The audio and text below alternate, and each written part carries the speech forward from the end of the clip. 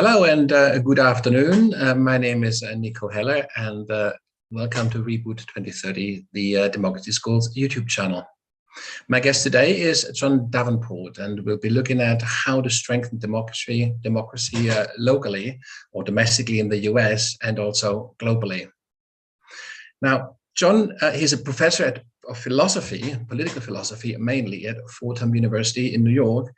And he teaches on the subjects, apart from political philosophy, of ethics, existentialism, and moral psychology, and also on certain aspects of the philosophy of religion. He has authored A League of Democracies, a plan to meet the rising threats from China and Russia. And he presently prepares a book on the need for constitutional reform in the US to fix the American federal system. I can see that John is already here, so let me bring him on straight away. There you go. There he's coming on. John, hi, how are you doing?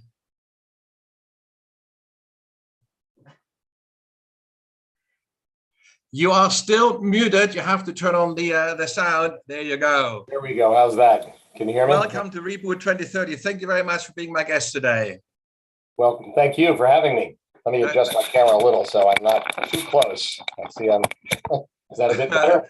There we go. So how is it's morning in New York and it's late afternoon in Berlin. So this is the kind of the new world of digital communications, isn't it? We can have this conversation halfway around the world without boarding an aeroplane. I think that's actually in the age of climate change. That's a great benefit. Oh, I love it. It's fantastic. This is, I mean, one of the few silver linings from COVID is that we've now all discovered, how easy this is. It isn't perfect for everything. I must say, teaching students, I prefer in person, but for many things, this is wonderful. I mean, get to see so many people in other continents who we would never otherwise get to see. So that's right, and it has speeded up, or it has heated up over the last 2 years, hasn't it? So a lot more alliances and networks have formed globally, and we'll come to this because I believe you're a member of a number of these networks, and obviously the digital revolution benefits us in that respect greatly. John, I said a few words about you already, but very, very sort of high level, that you're a full professor of philosophy at Fordham University, that you teach mainly political philosophy, but also ethics, existentialism, and moral psychology, and certain aspects of the philosophy of religion. Today is really very much a focus on the, if you like, the political philosophy, but the applied end of it, isn't it? It's like, how we can make ends meet and how we can find a way out of the current sort of the crisis of democracy that has sort of befallen not just the US, but I think a large part of the world today. You've authored A League of Democracies, a plan to meet the rising threat from Russia and China. That sounds almost like a conspiracy theory. So I look forward to hear a little bit more about this. And you're currently working on very concrete proposals to reform the US, the American Constitution. These are grand schemes, really, and I'm really glad to have you here today to see whether that we can plot a path through all the different kind of hurdles and barriers that are in the way to bring about some fundamental change. Let me jump straight in, Sean. You've kind of set yourself up a little bit as someone who is going to save liberal democracy, and you're in a kind of in good company here, because I think in some ways Reboot 2030 is trying to do a bit of that as well. When I sort of just looked at some of your stuff, you focus very much on structural aspects of reform. So if you like, the heart, the nuts and bolts of democracy, the institutions really, and the international order, rather than the soft aspects, the education, the ethics, the this, that, and the other. Maybe let's start with this sort of fundamental question: why? Why focus on the legalistic aspects and not, say, the sociology of it or other aspects of it? What's your kind of take on this? It's a very good question. I think one actually could start from the other direction, looking at really, concrete interactions between individuals, the awareness or lack of awareness of different global problems that you see reflected in their conversations, in their interactions, in the incentives that they have, and more local, institutional structures and what happens between smaller numbers or groups of people at that level, I think you'll end up in the same place, actually, if you start from that direction. It's a case where sort of all roads lead to the same conclusion.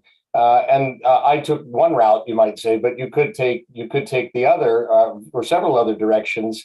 And I think in the end, you'd find that, well, the problems that people face, even on the local level, or trying to work together in small groups, to some extent, some of those can be solved by networking, by, if you like, the voluntary efforts of people with NGOs and other civic organizations.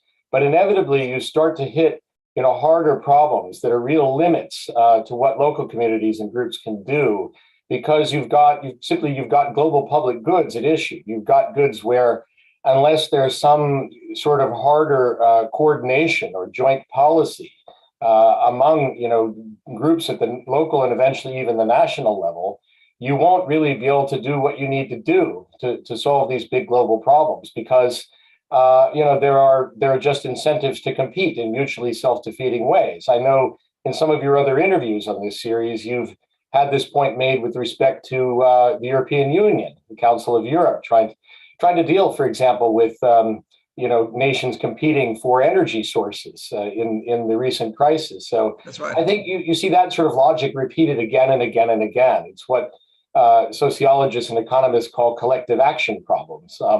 And because of them, we end up seeing eventually there's a need for coordination at a higher level.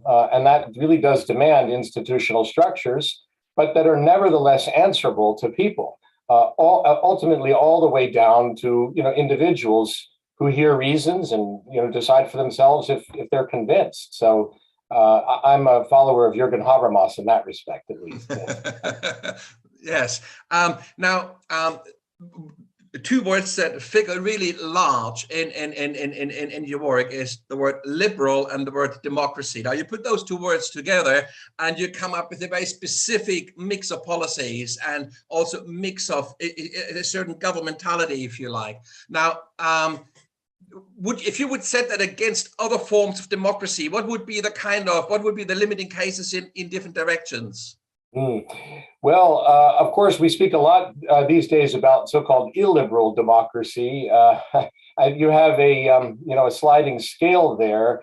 I do think that democracy isn't really democracy in the strong normative sense once you get too far away from the basic norm of equal political liberties and rights for all citizens. So, for example, in a nation where women really don't have freedom to vote or don't have much political voice, there can be popular input of one kind or another that feeds its way up into the government decision-making mechanisms. But I don't think one can really call that democratic. The same would be said if there's not really much opportunity for a free speech or for political action on the part of different religious or ethnic groups. However, that said, I think democracy is a flexible enough concept. If we look even at the history of the United States, and maybe India would be a good example today as well. Well, I was coming to that exactly. This is where you draw the line. At what point does the liberal democracy kind of, become an illiberal or authoritarian democracy? And India is a case in point, and so is Brazil. And of course, within the European context, people have similar arguments about Hungary or Poland, for example. Yes. So when you're saving liberal democracy, is this trying to bring the likes of India and Brazil back into the fold, or where do you draw the line there?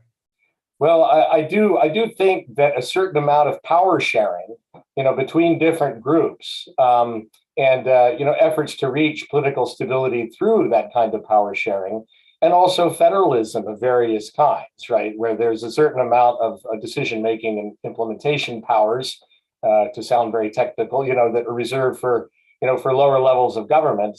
I think all of that is fine, and can be part of a bargain, if you like, the different groups make. They're always revisable. We could come to this later, but in the case of the United States, we're sort of stuck with a bargain from 230 years ago that's now not working very well. So we don't have, if you like, complete equality here in the voting strength or weight of different people in different parts of the United States. And that's going to be true to some extent in other federal republics and other federal systems where there's a certain amount of power sharing. But look, I mean, in the case of India, if you get to the point where millions of people are being expelled because they're Islamic, or people's houses are routinely being bulldozered because they dare to say a word against the local government or the provincial government, then I think you really have crossed the line at that point. You're talking about violations of individual civil liberties and other rights like property rights that they just disable certain segments of the population too much to really call it democracy. I would say the same thing about the United States in the era of what we call Jim Crow, right, where many African Americans in practice just couldn't really vote. That's democracy only in name in a kind of hollowed way. I mean, you get this, if you like, this sort of the line we're talking about. So you get this at a global level. We're just talking about India here. We could talk about Brazil too. When you talk Russia or China, we have well crossed that line. So there's not really much of an argument there. But so you have that globally. But then at a national level, I mean, for example, taking the United States, you have this real massive polarization between, sort of liberals or Democrats and Republicans. And you have sort of the Trumpist kind of Tea Party wing on the one side, and you also have the left wing, that sort of on the Democratic side. So and of course, Joe Biden's part of his mandate, or the mandate he gave himself, was to kind of try to reach across the aisle. And how successful has that been, and how successful can that be? And what should be the that's right. And what is the kind of the right strategy here? Is it about reaching out? Is it about trying to bring people, integrating people into the political mainstream, or is it about cutting them out and sort of starving them of oxygen? What is the strategy in your mind here? Both, paradoxically. I think here really is a case where I think you do need the sort of softer reforms that have to do with civic education and trying to reach out to individuals to bring them into discourse, into discussions, into more informal relations with people who don't share the same political ideologies that they've developed. But look, let me say this. I think what we have in the United States here is a kind of perfect storm of polarization due to, it's actually quite simple. There are really just two basic factors driving it, in my judgment. You'll find like thousands of analyses of these problems, of course, in American media, and even scholars abroad looking and saying, what on earth is happening in the United States? Why is the country going insane? It's not that Americans are that crazy inherently. I mean, we do have some interesting themes in our history, like this fascination with guns, which could be, unique to us in part because of our history of the Western expansion, among other factors. But I think really what we see now in the United States is driven by the fact that we've always had for-profit media. We've never had anything like the BBC in Britain, for example. And that really is very fundamental, because what it means is, it's just what we see with algorithms on social media at sort of higher level, that the networks have to feature and focus most on what sells, and what sells is negative emotions, as we now know from all the social research on social media, and so being inflammatory, trying to stress whatever you think your viewers are going to find most outrageous. Nancy Pelosi said this, or Donald Trump tweeted that, or that's what's going to get you viewers. So there's just a structural problem there in the way that the media is funded. And I think, short of having some American version of the BBC, that's always going to be with us. We also don't have, this is a lesser problem, but we don't have the same requirements that other countries do, and that we once did have here for kind of fair and balanced coverage of the different parties, especially in election time. But sort of on the other side, there are a whole bunch of problems, but the main one, again, there's just one fundamental problem, which is the way we've set up the political parties here. It's not a parliamentary system. Not every other democracy is a parliamentary system, but many of them are. They have their own problems. We see, the squabbles, with forming coalitions. But here we've set it up in a way, primarily it's due especially to our primary elections, where the candidates are chosen who are going to, go head to head in the sort of the last round of the election, if you like. We've set that up in a way that caters to the most extreme base of each party. So you've heard this before, but it's really true, because the turnout in our primary elections is so low. It's driven primarily by just the most fanatical people on either wing.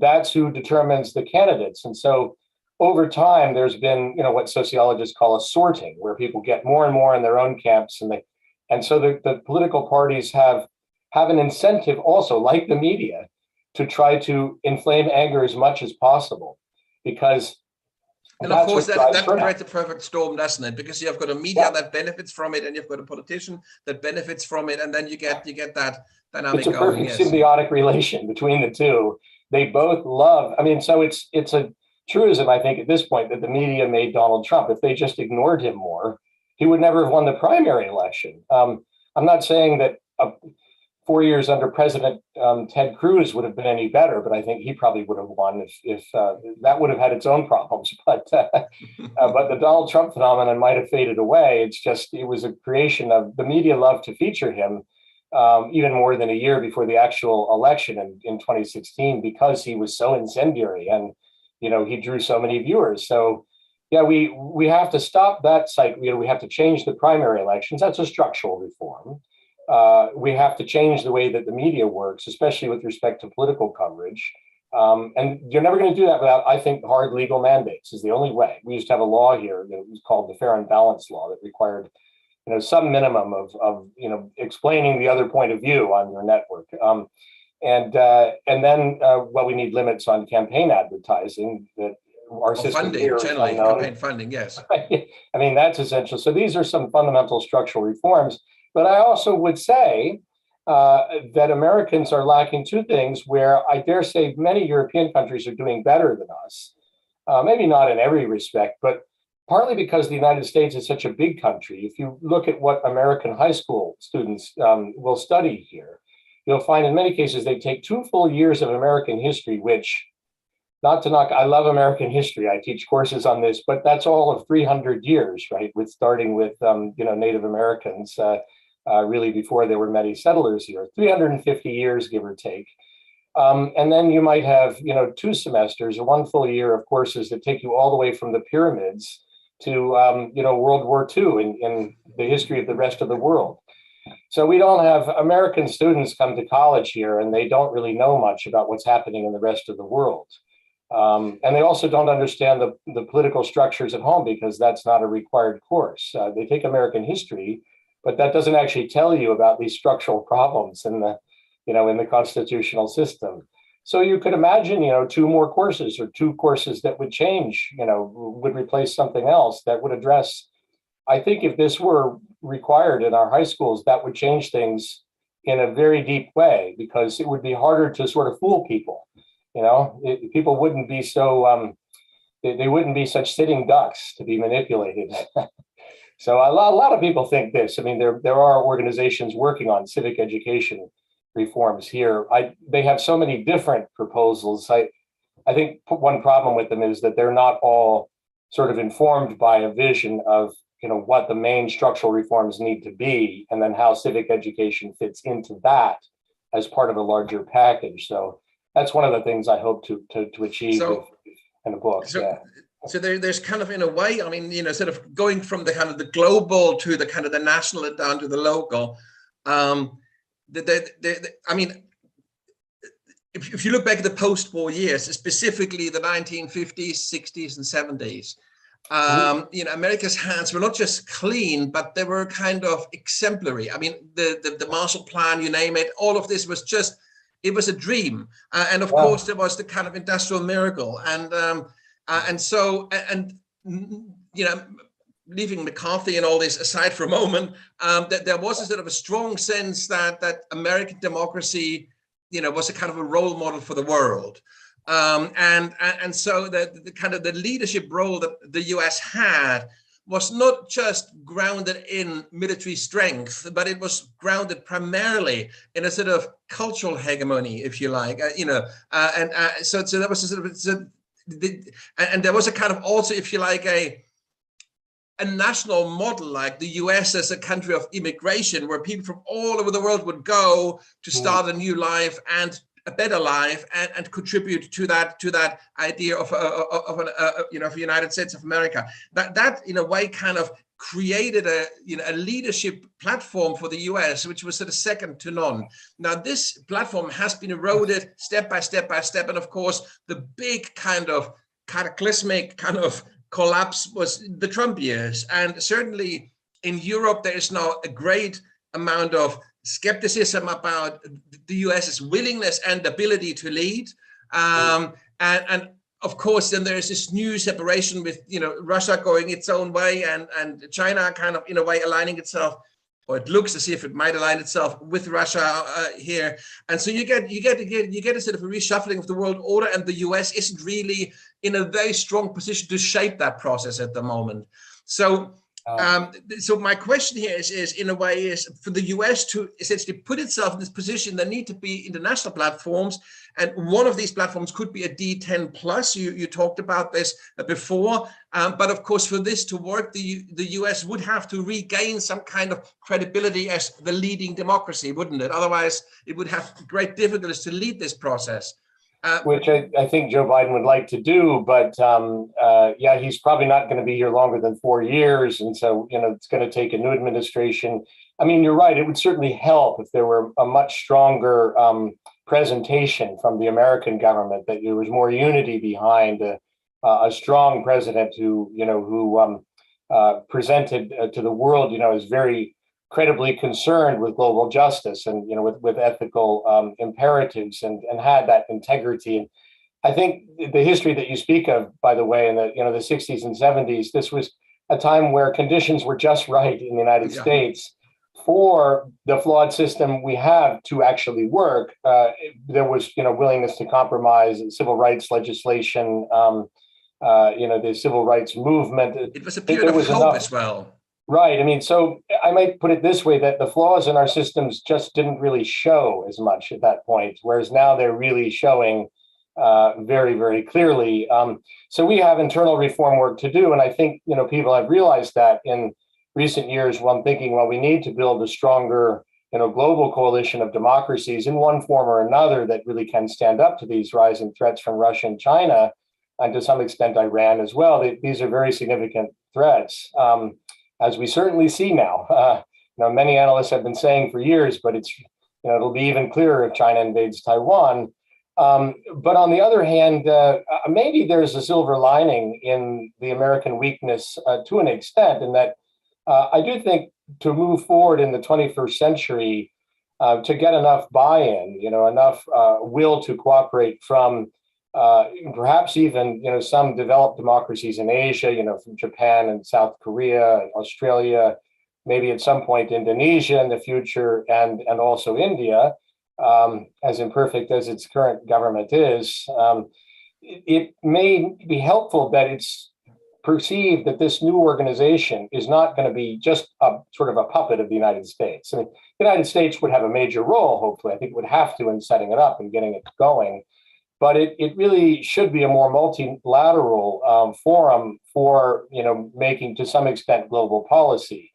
The United States played a unique role throughout much of the 20th century into this century, but I think we are at the point in world history where it's probably a good thing that there isn't too much American unilateralism. So that's a big shift in public opinion, and one of the few things that unites people across the political spectrum here is, I think, a swing towards isolationism, right? And so that's a factor we have to deal with here. And that's partly driven, again, by the ignorance of global events. Most American students, again, really don't know much about, even the last 50 years of history around the world.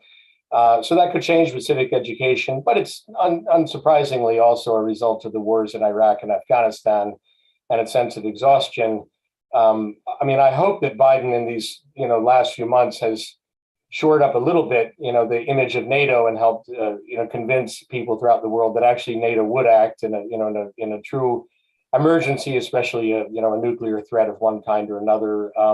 So there's still something there, and there are plenty of American politicians who want that leadership role and who seek to shore it up. But it's going to take a little bit of well, let's put it this way. I think it will actually help sell this a broader multilateral process to Americans to see that other countries are doing a lot.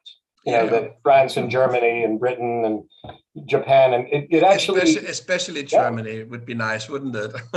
Well, I mean, it would really. I think so. In a way, I mean, this actually might be a moment in time where American audiences would accept this. Whereas if we tried to say to people, well, we want to set up a group of 12 nations. 10 is the number always gets cited at D10, but it could be 12 or 13, or you could have 10 primary members and 4 associate members who might be on their way to full membership. And there are lots of possibilities there with a broader version of the G7. And then eventually perhaps a wider alliance of democracies that stands behind that D12 or whatever it is.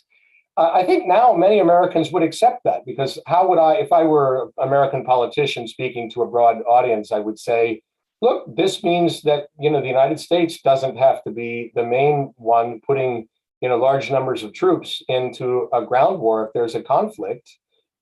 We can help, but it would be with a broad effort. It would also help if more Americans understood that there were NATO troops from other countries in Afghanistan. See, this is one of the problems. Most Americans think that was just us in Afghanistan, which obviously it was not. But that's not well publicized or covered here by for-profit media. So I mean, I think part of the problem there is that I mean, we had this conversation. In fact, just the other week on Reboot as well, about the sort of the integration of sort of military capability in Europe. And because you have got a lot of sort of duplication, I mean, if you take if you add together the military spending of all the European countries, it's actually a significant budget, but there is so much duplication and waste that it's not entirely clear whether Europe at present could withstand an attack on its own from Russia, because of the lack of integration, the lack of coordination, and so on. And now, of course, Germany, in this kind of, and I really became only aware of it through this Reboot conversation. Germany now, and it sounds on the face of it really quite heroic, wants to invest 100 billion into bumping up its military thing, but that would obviously be a death nail for European defense, because it would signal to every other country, and this is a significant amount in European terms, to every other European country, we're going it alone. Rather than pulling it into a European army, Germany wants to spend 100 billion on itself. And that kind of, in a way, totally blocks the possibility of a European army. So it's an interest. There's a lot of maneuvering going on at the moment at that level. Now, of course, a key player in this is France. And we've all been watching the French elections, with great interest. And it's been a terrible result. I mean, he was, he still has the majority, but he lost his absolute majority. And of course, Le Pen, the far right fascists in France, they have 10 times as many votes this time. They've got over 80. Last time they had just 9. They have become a significant, another third largest party in France. And of course, they're anti-European. So, Macron now has to enter into some kind of alliance or coalition, with another party, maybe a center-right party. But the center-right party has a large anti-European element in it. Macron's sort of European strategy and policies are kind of in tatters, because he can't go it alone, and there aren't really the partners he would need within France to take this forward. So this is really quite tragic, and it could really paralyze sort of European integration for years to come, because France is going to have a real internal fight now, around exactly that issue. I mean, you could see the same thing happen there, where France, which already has a decent sized military budget, and it could increase as well, but in an isolationist mode, as you say, without coordination with other European powers. I think what you're describing, you could say it's sort of a vicious feedback loop, that, the lack of sufficient coordination among democracies in the last 15 years has, especially the leading democracies, of Europe and North America, with some partners in Southeast Asia, they have not really acted in concert well enough to head off these massive refugee flows that have, to some extent, destabilized and altered European politics.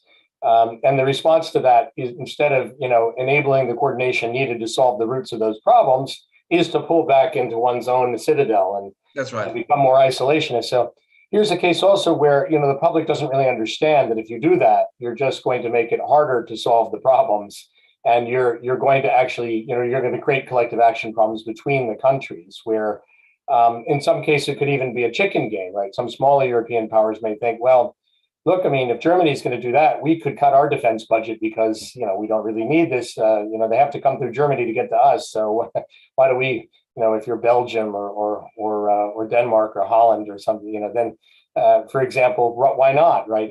As opposed to a model where everyone's contributing a fair share to a European defense force. I mean, my sense from Europe, and I know you've discussed this on some of the other dialogues, is that Europe may not be soon, or without going through kind of another cultural shift, quite at the point where much national sovereignty could be ceded, to a European Council that voted by supermajority rather than unanimous votes on the big things like right, European army. That would be a major necessary shift, absolutely. Yeah, so that's and there's a parallel in American history there that we could discuss given enough time. That's kind of what happened in the founding of our country. Actually, was moving away from a confederation where unanimity was required to votes that didn't require full unanimity. So that's really essential. But I mean, if we could start at least to build a European defense force where there were contingents of troops and, of course, naval battalions and also air forces, people working together as one set of units from different countries, I think that would actually kind of help build the sense of solidarity and joint.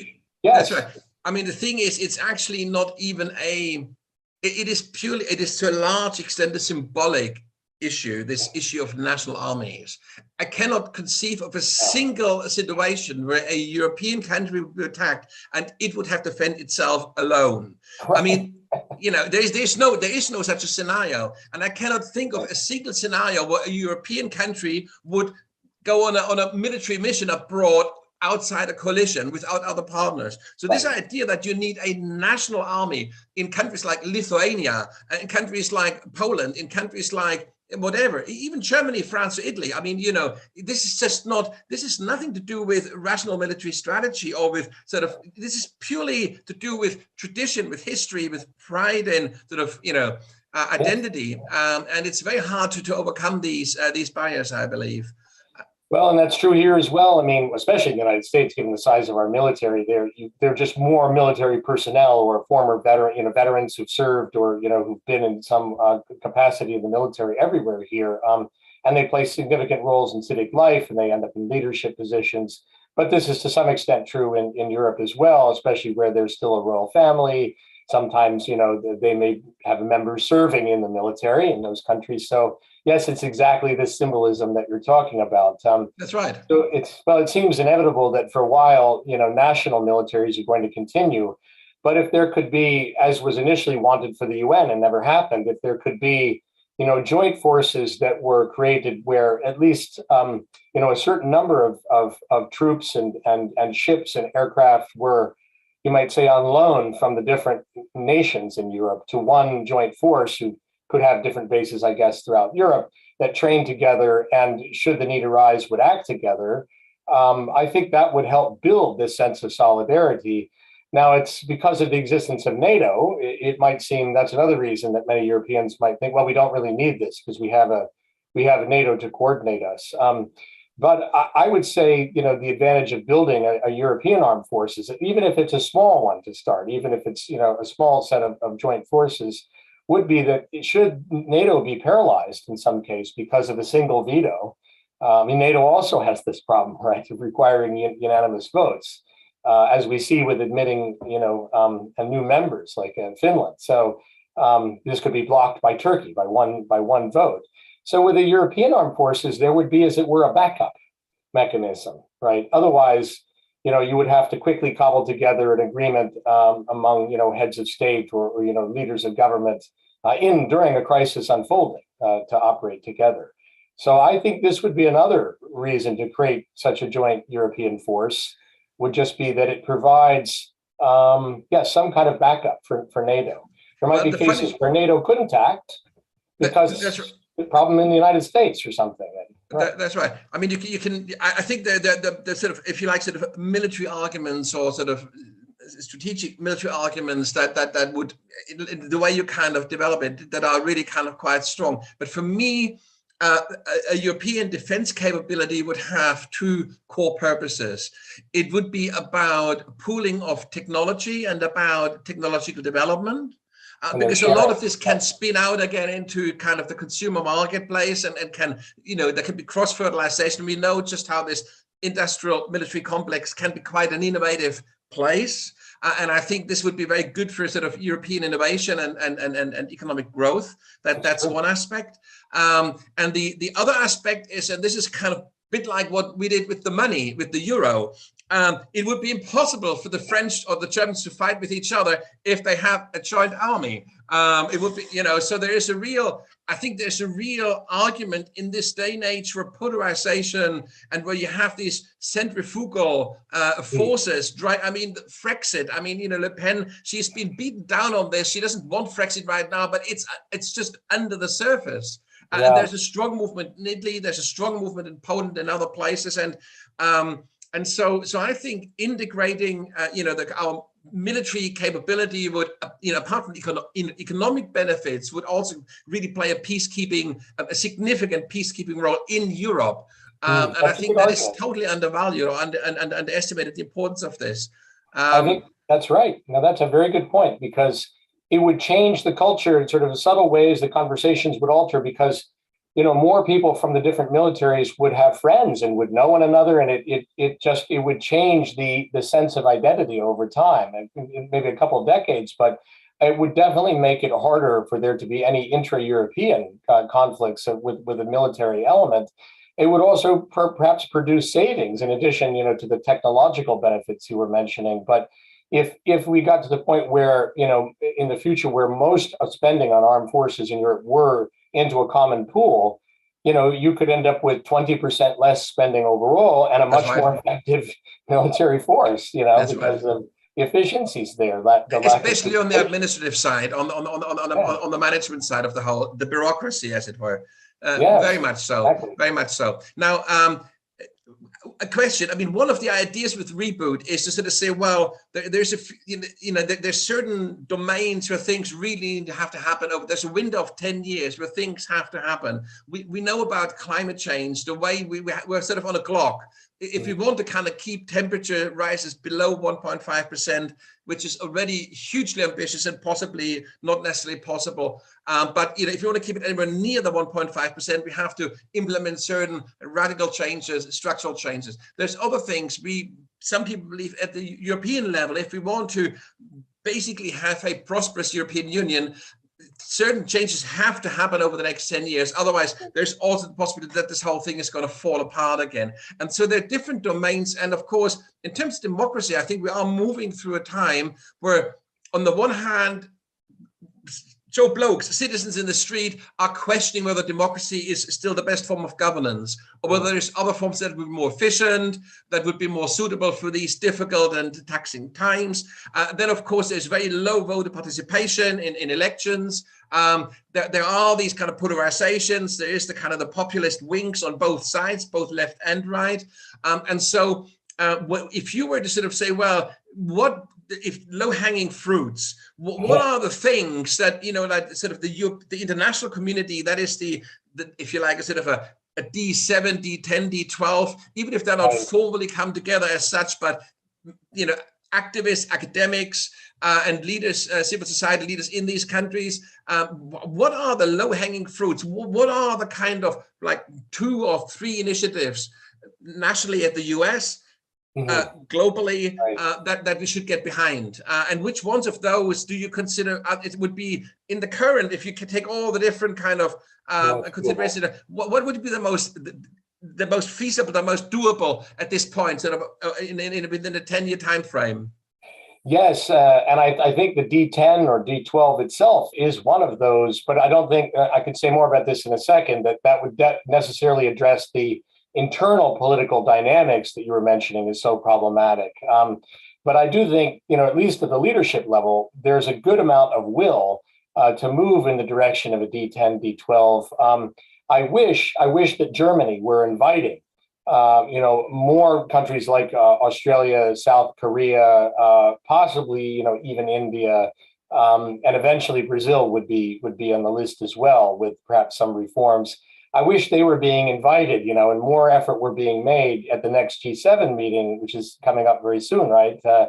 Just a few days. And that would, maybe help propel forward this initiative, which this has really been spearheaded by a group at the Atlantic Council, Ash Jane, Matt Kronig, but also with some help from the group in Copenhagen that just had their annual meeting, the Alliance of Democracies there. You may have heard of, headed by Anders Rasmussen, former UN NATO Secretary General and Prime Minister of Denmark. So, this movement, I think, has legs. I think, it started. There are a significant number of American senators here who favor something like that.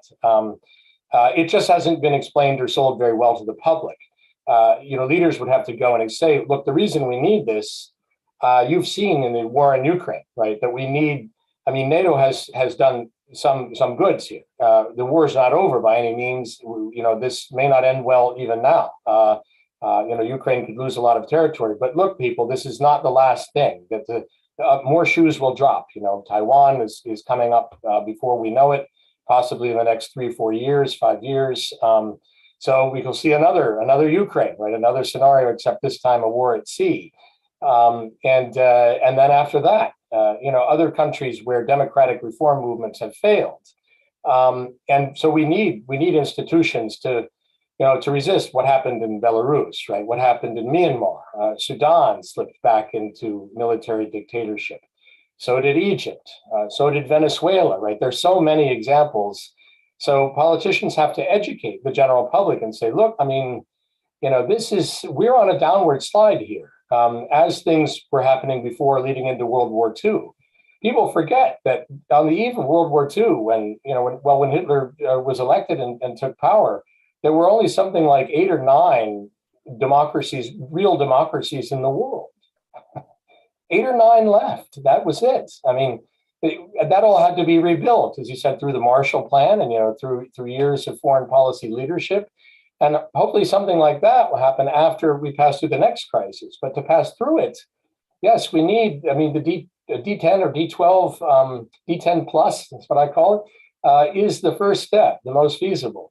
Beyond that, a new treaty, probably. That's right. I mean, I'm kind of a bit uncertain how helpful Germany would be in the initial phase of this development. There's a deeply rooted kind of belief in the German political class, and it's expressed in a single slogan, Wandel durch Handel. That means change through trade. So Germany believes it can change Russia by trading with them. It believes it can change China by trading with it. And this is so deeply rooted. This is also part of the mantra of how the EU came together. It was a sort of the single market and all this. And this mantra German politicians have deeply internalized, and they don't see the limits of this. There's a kind of a strong belief. It's the kind of the Washington consensus. This strong belief that democracy and capitalism go hand in hand, and if only we encourage private sector activity, then democracy will follow. And of course, that isn't the case at all. We see this in China, we see this in Russia, we see it in India, we see it in Brazil. The two things are actually quite independent, and it was almost coincidental that they kind of prospered alongside each other in the post-war years. But there's a... Well, I was going to say, I don't want to cut you off. Yes, did you want to finish that? I was just going to say it worked in Europe, but you're right. I think that's an exception. Yeah. So I think that idea has just been fundamentally refuted. I don't agree at all with the school of international relations theory called neorealism or offensive realism, or really any form of realism. I believe in the international rules-based order and treaties and cooperation among nations as the way forward. Yeah. But I do think the realists got this right when they say, look, I mean, this idea that simply free trade with China would bring them round, right? This is even John Mearsheimer, who I otherwise despise in terms of the ethical, the lack of ethical integrity in his proposals. But he's right on this. That look, I mean, China has shown that despotism can be combined with capitalism, and that maybe wasn't so easy to say. In the right after World War II, that wasn't apparent, but part of what's happened is that autocracy has adapted, right? They figured out how, we can, we can benefit from, we can capitalize on the benefits of free trade, and we can pull people out of poverty, but we can maintain one-party rule. I mean, that didn't work throughout, Eastern Europe, but that was because of the Soviet model, right? So, there was an external or an additional factor that was preventing economic development in the Eastern European countries before the Berlin Wall came down. So, the perception then was, well, once you've gotten rid of tyranny there, then, economic development's following. But as you say, the two just do not always go together. So I think something just has to change in German politics, very fundamentally. There's another deep-seated, I would call it a deep-seated fear. And again, this is something that has been constructed through the post-war experience. And this is, in fact, it's the sort of, in a way, it's the lesson of the Marshall Plan even. It's this idea that with prosperity comes stability. And Germany is really worried about stability or the lack thereof. So there is a sense that we mustn't sacrifice our prosperity because this may lead to chaos and to instability, and then we'd be back in the deep water of political unrest again. So there is a sense that we're serving our democracy best by looking after ourselves first. And there is a kind of so Germany, politicians would say very clearly, and they shake their heads when they see what the US is doing in terms of sacrificing and handing over billions and billions to Ukraine. And German politicians very openly kind of sort of smeared this, sort of say, well, my mandate is to Germans, not to, like Ukrainians. And we don't want to do anything, that would somehow reduce our prosperity or reduce our ability to do business, to expand our trade. And so combining those two, this idea that through trade, you can sort of, convert dictatorship into democracy. And on the one hand, on the other hand, the sort of the moral high ground, but by looking after yourself, you look after the world, is a kind of a really kind of toxic mix. And so Germany is it's like when you really look into it, it's just has no sense of sacrifice or no sense of doing something for the greater good beyond Germany's borders. And, of course, when you look at the financial crisis of 2008, the way Germany really kind of put like a massive straitjacket of austerity on Greece and then on Italy and on Spain. Right. I mean, it takes a particular political mindset to do that. And so, it's I think, and this is not left or right in Germany. I think this runs across the political spectrum in Germany. And so in a way, I think that would have to, a D10 would have to, in a way, in my view, kind of move forward initially, because it would require certain sacrifices, wouldn't it? I mean, Well, to an extent, although, again, with cooperation of 10 or 12 large nations, if you had, India and Australia and South Korea contributing some, and by the way, with South Korea, one of the obstacles is Japan not wanting South Korea to join a G7 or a larger version of it. So you have to get over that prejudice as well. Each country has its own problems here. There's some obstacles coming. But yeah, I mean, I think, if there were a large organization that was doing more things, right, then it would require contributions from Germany, from France, from Britain. People would see, large investments are going into these initiatives.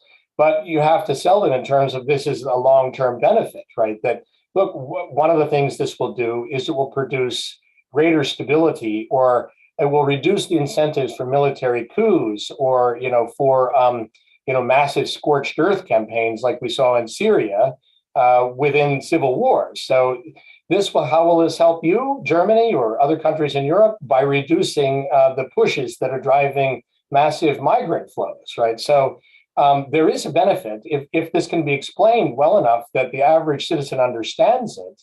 But I see what you mean, that it's running against a kind of a certain grain of thinking that's now very ingrained. Maybe I would say, I think, speaking from this side of the Atlantic Ocean, that German idea isn't entirely wrong. I think there's something to the notion that, make sure that your citizens are happy enough with how things are going at home, or your own country could become a source of instability and problem. So maybe it looks a little different from here. I think the United States could maybe do a little more of what Germany has done in this regard. But we could meet in the middle halfway. Yeah, that's right. Well, so right, that Germany maybe has to alter to the point of seeing how paying into a common pool that will produce these collective benefits, really will yield major dividends in the long run. And I must say, I find the response to the war in Ukraine still a little disappointing. I wish, I see this. It's shameful. Yeah, I see the same thing going on. And here's a case where maybe it's good Americans don't know too much about. If they were fully informed, they would be screaming, "Why is the United States, paying probably half or 2/3 of the support going to the Ukrainian government in a European war? This is, just what happened in Bosnia again and Kosovo, and so this is the kind of thing that would drive American, isolationist blowback here, because people will be angry. Understandably so, by the way. Understandably so. Right. So that's another thing, the leaders of Europe have to think about. Well, are some of the things we're doing, are they making the political dynamic worse in the United States? Are they making it hard for moderates like Joe Biden to sell to the American public, look, you should support spending lots of money on these international efforts because we have partners who are doing their fair share? That's, I think, one of the benefits in the long run of a D10, D12, or a larger alliance behind it, is that it can kind of assure people in each of the main participating countries that others are doing their fair share. It avoids the free rider problem, or the game of chicken, right? This, I think, is a major point that can help with domestic politics. But here in the U.S., I think we probably need to do more to try to restore those parts of the country that are in shambles and have been eviscerated due to the loss of various industries in the last 3 decades. Areas where education's not doing very well, where the communities are impoverished. It's a shame that we couldn't pass the so-called human infrastructure bill that would have been a major, almost like a Marshall Plan for the United States here if that had passed.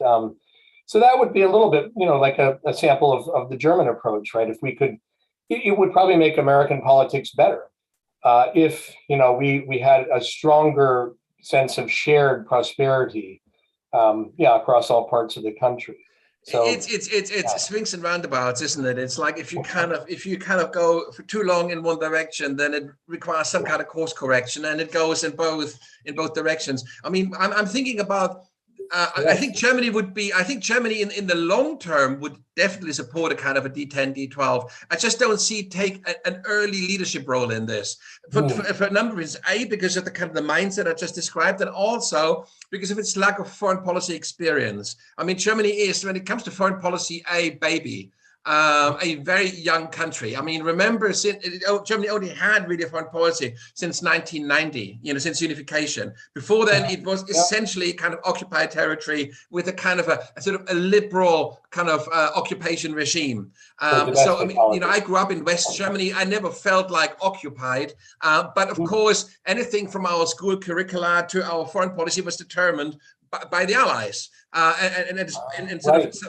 So Germany never really had to make any hard choices in terms of foreign policy. Germany doesn't have, like the way the UK does, like a foreign office that is kind of like sort of has that experience, or France indeed. So this is why I'm wondering why within a European context, a D10, D12 shouldn't initially place a greater focus on France, because France also is in the Security Council with a permanent seat. France does have nuclear weapons, and there is this whole notion about this, the Europeanization of France's nuclear arsenal now, so that that it would take a key role in building up a European military capability, because around the kind of the nuclear arsenal that it has. So I think in terms of a D10, Macron, and he's just been re-elected. He's got 4 years. He's got a really difficult domestic agenda ahead, but globally he could blossom. And so I wonder,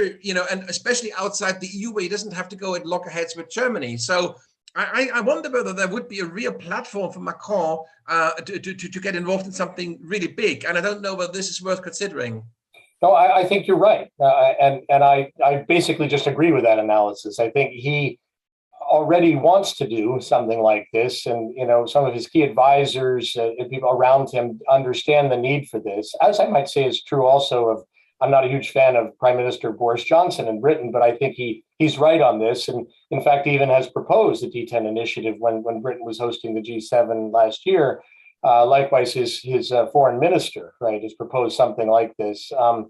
I wonder if the new foreign minister in Germany might be somewhat favorable. She's interesting. I personally like her, but that's just, I like her politics. She wanted to have a feminist foreign policy, a bit like the New Zealanders. And in a German context, you can't believe how funny that sounds in a German context. Imagine you had like a Secretary of State with a feminist, policy agenda. Or Iceland. There's another one with a feminist government at one point, right? Yes. But I like her, and she's good. And she's actually, Baerbock, she's called. I think she's very principled when it comes to human rights. Unlike, as I said, she doesn't have this German mentality, where basically, human rights are essentially something for Germans and not so much for anybody else. So she has that much more principled stance. But of course, Olaf Scholz, one of his first official deeds was to make it very clear that foreign policy decisions are made at the Chancellery, not at the foreign ministry, and so that instantly kind of clipped her wings.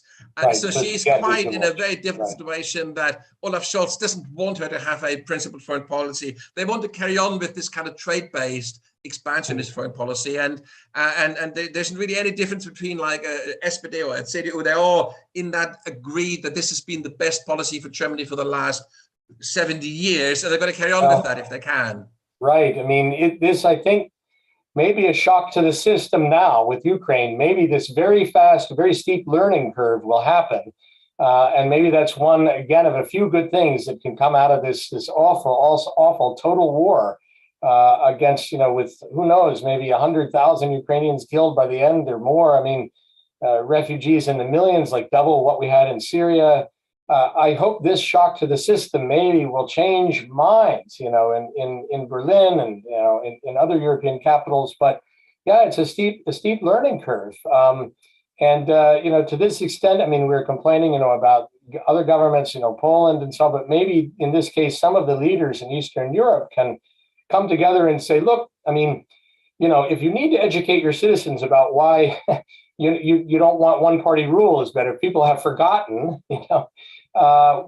why do we need all this mess that we call democracy? Why can't we just, have an efficient system like in China? Well, there are some people, maybe they're in their 70s now, but they can come to your schools and tell you why you don't want that, because they lived in East Germany, or they lived in Poland, or, they lived in Bulgaria. They're still alive, and they can remind people of what that really looks like when you go down that path. And so maybe there needs to be some remembering of just how bad that was, and people can lose track of it. This is one thing that does surprise me. Again, as a foreign observer, I always thought maybe in Germany there would be a deeper appreciation of that, just because of the integration of people from East Germany, that this would be sort of more deeply set in cultural knowledge, and that people would see, why Ukraine doesn't want to give up. What you find in Germany is that the Christian conservatives, Angela Merkel's party, who is now in opposition, they very much take a kind of a much more if you like, aggressive pro-Ukrainian stance and are much more aligned with the sort of Anglo-Saxon position on this.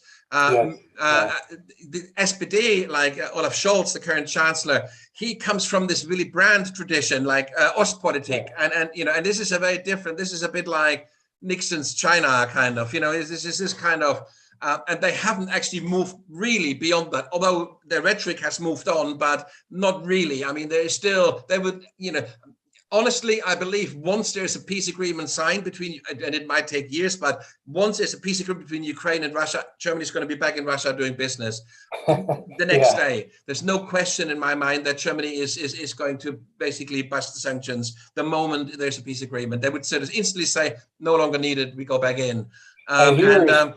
Right. This is where you see where, you know, if you had, well, maybe, you know, a collective decision-making process in NATO, or if you included allies, you know, in Asia, in the Southern Hemisphere, you would have a D10, a D12, maybe a larger alliance, including many NATO members and beyond.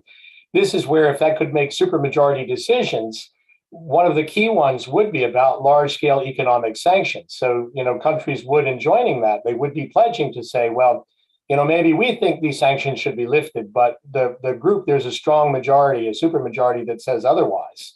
So this would be, you know, the German government, in signing up to such a policy, would be handing over a certain amount of decision-making power in that way. But so would the United States, right? So we would say, so take the opposite case where, you know, say when Trump wanted to end the agreement with Iran, the United States would have been outvoted in such a decision, right? If you had a D12 or a larger alliance of democracies, that they're probably only the United States, maybe one other ally would have voted to destroy that deal that was, you know, presumably to some extent restraining transition to having nuclear weapons in Iran. So the benefit, you have to make those decisions to cooperate with other countries. And so, yeah, the inclination of one country is to some extent their checks and balances. I mean, you might be right about what will happen after the end of the war. On the other hand, I think, you know, when people see the level of devastation, and if there's a fundamental change in the energy paradigm in Europe, and we're on the way to, you know, to becoming more independent of Russian energy supplies, that might be a shift that's hard to undo. Well, the thing is, the problem is when you tie the sanctions to the war of aggression in Ukraine, then it's very hard to basically to carry on with the sanctions once that war ends. These sanctions need to be tied to the Russian regime, to Putin, and for as long as he stays in power, they mustn't be lifted. That's my position anyway on this. I agree. And so because the issue here isn't so much Ukraine, the issue is Russia, and it's not just an expansionist policy. It's much more than that. And this idea that they would stop with Ukraine is hugely questionable. It's entirely possible they're going to go on to Moldova, or that they go on to other. And of course there's Kazakhstan. There's all this other kind of like forms of Russian colonies, for the lack of a better word, and Russia is basically wants to build up its empire again under Putin. Sure, I mean, there's a Russian-speaking part of Estonia, there's Kaliningrad, right? There's these other parts of Moldova they have their eyes on for sure. So, I mean, here I think really the expansion of NATO can definitely help, and I would say, and this is against those realists, right, that I think if we had admitted Ukraine to NATO, despite all the corruption and problems within the Ukrainian government itself, if we had done that back in 2014 as a response to Crimea, I think that might have deterred Putin from doing what he's doing, because I think at least going that last step or that final hurdle to attack a NATO country, I think that's where he hesitates. And I think even if he issued that order, I'm not sure what would happen inside the Kremlin. So I think NATO still presents a very effective deterrent. And so, now going back, I wish, that Ukraine had been admitted after the Crimea annexation. We certainly had, I think, sufficient reason there to do that in response to that, huge violation of the UN treaty, of the Kellogg-Briand Pact, really the core of international law was violated there. There has to be this stronger will to stand up to this kind of regime itself, which is, poisoning so many others. Again, Belarus, the effects on even in Kazakhstan on the other side. And so that's part of this learning curve, right? The mindset has to change that, look, this is an existential fight, right? I mean, if we don't do this, we could have a world that in 50, 60 years is dominated by totalitarian dictatorships. And I mean that, I don't mean to sound like a scare tactic or, it sounds like the worst case scenarios for climate change, but I think, unfortunately, it's true that there is a non-negligible chance. I couldn't give you a percentage, but definitely not insignificant, that's where things could be by the time that our children are in their 60s. That could be the world, right? It could look completely different than the world does now, where, it's a total surveillance world, right? And things that's are right. controlled by one party. Yeah, that's right. So that takes us really sort of like right back to this question. So a D10 and what would follow from that. And so I'm quite conscious of the time, but what I would like to do before we kind of come to an end, I would like to. So the problem, of course, with the D10 or any kind of thing at that level is that for individuals like yourself, or even more so for somebody like me, we don't have any influence on this process. So all we can do, we can be informed bystanders, and we can speculate, and we can obviously we can contribute to the discourse, and in that way maybe kind of influence thinking. But it is a kind of it's a process that is kind of beyond our direct control. So the question is, when you look at the sort of a kind of the formation of a democracy alliance, however it would constitute itself, a twofold question. On the one hand, what kind of time frame in your thinking does that kind of formation have, on the one hand, and in the very short term, in the next say 6 to 12 months, what would you expect, or what would need to happen for this to actually gain any significant traction at all? I mean, this could also equally just basically get pushed aside by the next big thing, China invading Taiwan or this or that. I mean, there's so many distractions that could take us away from this idea. But what would have to happen in the next 5 to 10 months for this to really gain traction? I think really in the next year, definitely by the time of the G7 meeting next year, that's kind of almost your time frame, that this initiative, for bringing in Asian partners, I think at this point, as bad as the problems are in India, it should be India, South Korea, Australia, all should be brought in. We should, put invites out to Indonesia that maybe in future.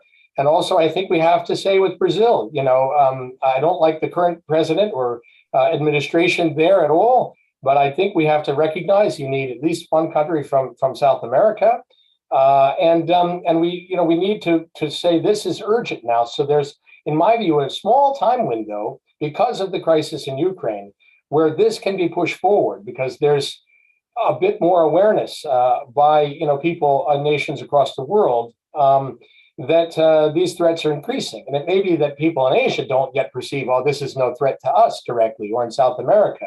But if Taiwan is invaded, they will perceive this very quickly. So we have to stress that possibility again and again. So I do think that there's a small time window where some public support could be galvanized, but it really does take strong leadership at the very top, as you're saying. So it might have to be Emmanuel Macron, right?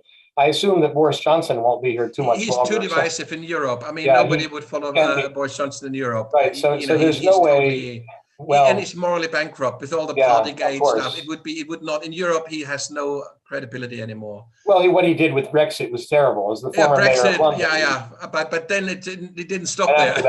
And the whole, at the moment, the Northern Ireland Protocol is a disaster.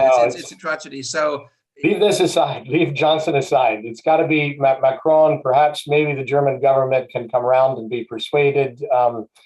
Maybe a group of leaders from Eastern European countries together, but this has to happen quickly. I mean, the Biden administration is trying to hold a summit of democracies, and they are involving to some extent NGOs and civic organizations. So perhaps within the next year, I know there are some groups that are trying to do this. If you could get a whole number of different NGOs of small civic organizations and some larger ones like Global Idea, For example, to push forward and say, we see now that we really need, a global alliance of democracies, that NATO is not enough. It's really so focused in the European theater, and it doesn't seem like it's going to expand globally anytime soon, and it requires those unanimous votes. So, we need a different framework, and we need stepping stones to a new treaty that's going to be a larger alliance.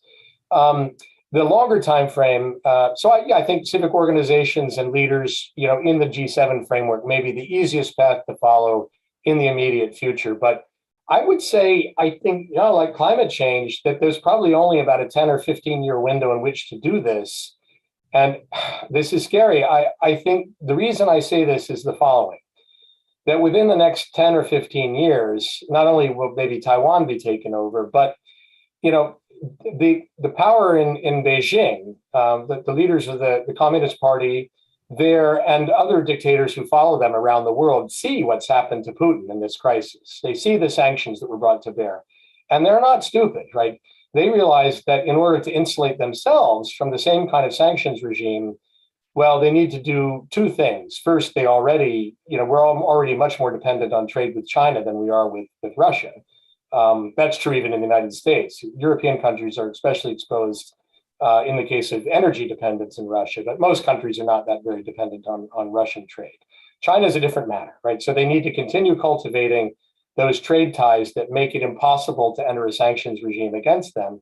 They also need to create their own banking system and financial system that works across the world as an alternative to the dollar as a reserve currency, the SWIFT system for banking, all the things that we've locked Russia out of, right? In the recent sanctions round, China would be immune to those if it can create an alternative network that's broad enough and get enough other countries sort of under its wing, or create a kind of vassal state status through its Belt and Road Initiative, with plenty of countries in perhaps Africa, some in South America, many others in Southeast Asia. Some people say Cambodia is practically just like a vassal state of China now, for example, right? So this has to happen quickly.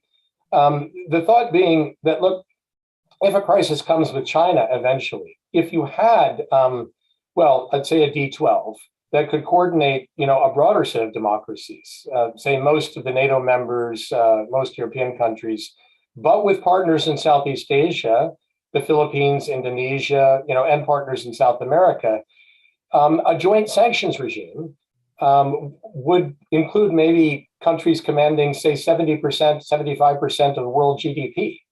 So even if the sanctions weren't that much, say they were a 10% tariff, it would have an enormous impact on China. Yeah. Because we have about a 10-year window in which we can do that. We can create a framework that exposes China, or keeps China exposed to that kind of a sanctions regime. So it's urgent. Yeah, no, absolutely. So the way we do Reboot is we have sort of two modes of operation. We have sort of one-off interviews, and then we have this idea of like a dialogue, an ongoing dialogue, where we re-engage every 6 to 12 months and carry on the conversation. And the idea really is the ambition, I should say, is, because of course you can't, over that time frame, you can't really plan this, but the ambition is that this would really kind of span the 10 years between now and 2030, and that we would chronicle through these dialogues these transformative processes. And the question is, if I would invite you back in, say, 6 months' time, how would we make sure that we're not repeating the same conversation? In other words, how would we move this conversation on? What do you think? What could happen between now and then that would allow us to kind of move it on? Well, what will happen in that time frame, and we could definitely meet again and discuss. I'd love to do that. Will be the Summit for Democracies conference here again, presumably in person in Washington this time, perhaps maybe with some people on Zoom, but hopefully it'll be mostly in person. So with that event, the first one held this last December was more of just a kind of teaser, a starter initiative. So my hope would be that that's a more focused meeting without quite as many countries, or with a smaller group within the whole set of nations invited, that really try to push policy forward. And it should plan, to push a D10 initiative or something similar for the next G7 meeting, since it clearly isn't going to happen this time when the G7 meets in Germany. And that I think those are the benchmarks I would want to see. So we have to convince, to some extent, our own State Department here that, look, this meeting, this next one can't just be a photo op, right? Because the last one was largely, just people getting together and showing, oh, look, the solidarity that we have. Since then, obviously, the war in Ukraine has happened. Surely that must focus attention. I hope that the next summit of democracies is a very serious policy. So is a date for that already set? No, I don't believe it is. It may not be in December. It might be more like October and November. I guess it's a shame. Much as I love Joe Biden and voted for him, I think he's really trying on this. He believes in this. He was one of the initial signatories to the charter in Copenhagen, the group that Rasmussen set up. And so I know he believes in this, but he's got so many things to deal with in the United States and our domestic policy. But maybe they'll try to push this forward. I want to see a focused effort here. And I think, there could be bipartisan support for this within the American government, just because there are so many senators here, and that so much comes down to our Senate, the way our government works. There are many Republican senators here, including, well, not only Mitch Romney, but senators from Florida, some others from the South in the United States. My own senator here in New Jersey, he's a Democrat, but there are moderates, you might say, to some extent on foreign policy issues who agree with the need to do something so that we're positioned, if we have a new Cold War with China, which is an awful thing to say. But of course, you have the midterms coming up this year as well. And, right.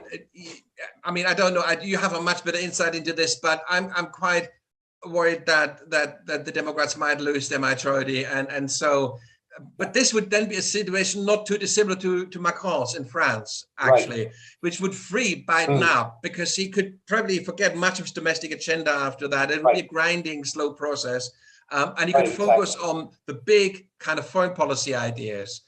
Because I think that's right. Yeah. Which is what tends to happen also when a president here is elected for a second term, because they usually don't have much of a majority in Congress. The problems here in our system are much worse than in France, and that's much more likely to happen here. That usually with our presidents, they have about 1 year in which they could get stuff done. Whether they have a 4-year term or an 8-year term, they have 1 year.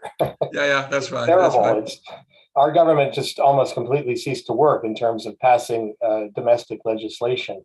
But that's right. The foreign policy could keep going, and I think again, still.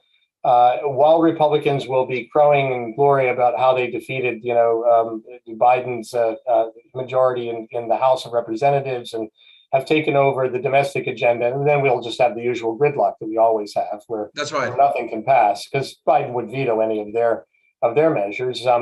Then maybe the focus will shift to foreign policy, and this is also, of course, that's right. It's of course also one of the really interesting effects or impacts of Ukraine, that it has shown that you can bring together nationalism and liberalism in a single idea. Right. I think that nothing has had more of a unifying effect on the kind of American public than the war in Ukraine, and so I think kind of building a D10 or something of that kind out of this would, you could capitalize on that newfound unity at that level, at the foreign policy level. So this is. Sorry, I know we're shortly out of time, but let me let you finish your thought. This is what I just wanted to say. So basically, what we should do is we were hoping to have another season of Reboot Dialogues in November, December, and I will be in touch then in advance, and we can discuss the topic, how we frame it. And hopefully I see you then, and we'll develop this idea further. Do I have time to say? No, I'd love to do that. Absolutely. If I have time to say one other thing I think should happen before then. Sure.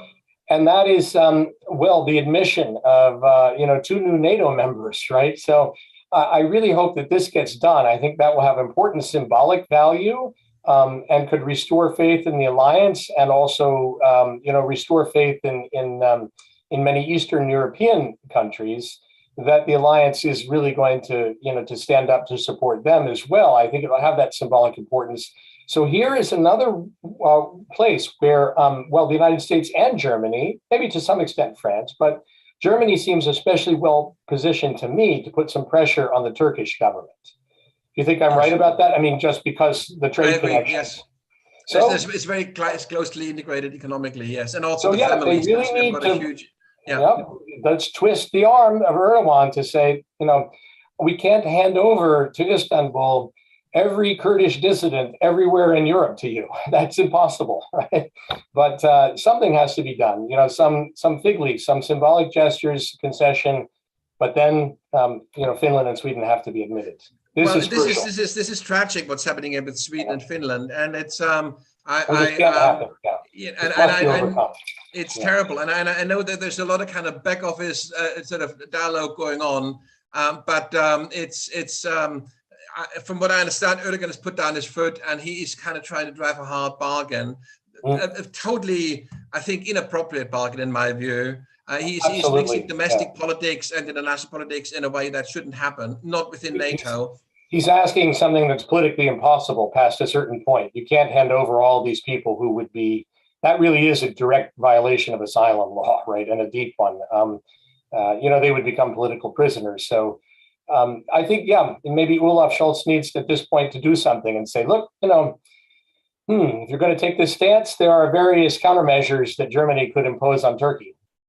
Usually Erdogan is open to business deals. I mean, we have seen this with the refugee kind of crisis, the way Germany kind of dealt with that with Turkey. And I think there may well be some kind of financial deal that might open it up. But we will see what Germany the future holds. Yes, absolutely. John, thank you very much. This has been really, really interesting. I'm so glad that we have crossed paths. It's a very interesting conversation. So let's develop this idea of a kind of a global democracy alliance further and see how that develops over the next 6 months. I mean, absolutely. I don't know. How would it be if we had the next Reboot, say, when you are at the conference? Wouldn't that be also something quite interesting to do it, That might be, yeah. I mean, there may be like 2 or 3 different meetings happening at once, and that there could be a gathering of NGOs in Washington, D.C. So if that happens, I will certainly try to go. And the group that I'm part of, the Coalition for a World Security Community, is one of these small NGOs that's right. is pushing, either for a global NATO or, for a D10 as a pathway forward. So I hope that I may be there. Excellent. Excellent. John, thank you very much for making time. I wish you a great day, and stay healthy. And COVID is not over in Germany. We have another big summer wave coming on, which is terrible. Sorry. Yes. It's with us for some time to come. So stay well, and we'll catch up in the autumn. And have a good evening, because I know it's nighttime there. That's right. Thank you very much.